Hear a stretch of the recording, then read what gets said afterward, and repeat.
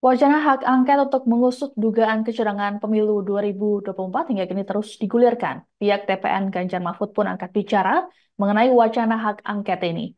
Juru bicara TPN Ganjar Mahfud, Ciko Hakim, dalam keterangan pada Sabtu 24 Februari di Jakarta mengatakan bahwa dugaan pelanggaran pemilu lebih tepat diselidiki oleh DPR RI ketimbang Mahkamah Konstitusi atau MK. Menurut Ciko, hal ini dikarenakan kewenangan MK yang terbatas. Selain itu, Ciko menyebut bahwa ada banyak hal terkait kecurangan pemilu yang tidak bisa diselesaikan di MK. Lebih lanjut, Ciko berujar bahwa MK hanya berwenang mengusut sengketa pemilu terkait perselisihan suara. Padahal pelanggaran atau kecurangan pemilu tak hanya terkait dengan perolehan suara.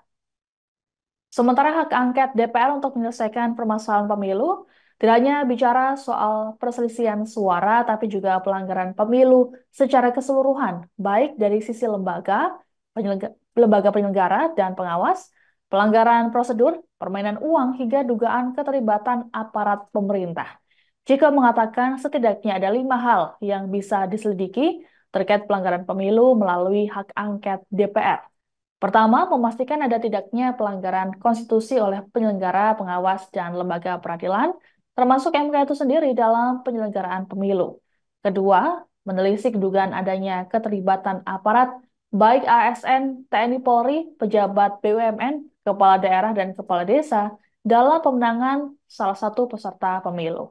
Ketiga, apakah ada pelanggaran prosedur, permainan uang, intervensi kekuasaan dalam penetapan peserta pemilu, baik penetapan calon presiden, calon wakil presiden, ataupun partai politik.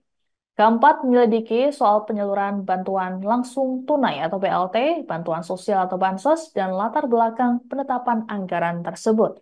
Kelima, dugaan keterlibatan presiden dan kroninya dalam gerakan untuk mengkondisikan lolosnya putusan MK yang melanggar konstitusi dan kampanye terselubung presiden dalam masa kampanye yang terlihat dari pertemuan dengan pimpinan partai pengusung paslon nomor urut 2 yang diekspos di hadapan publik untuk menjual pengaruh sebagai bentuk diskriminasi pada pasangan capres yang lainnya.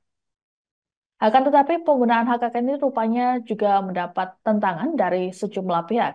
Dalam kesempatan yang terpisah, anggota Komisi 2 DPR RI Gus Padi Gaus menilai bahwa wacana ini tidak tepat.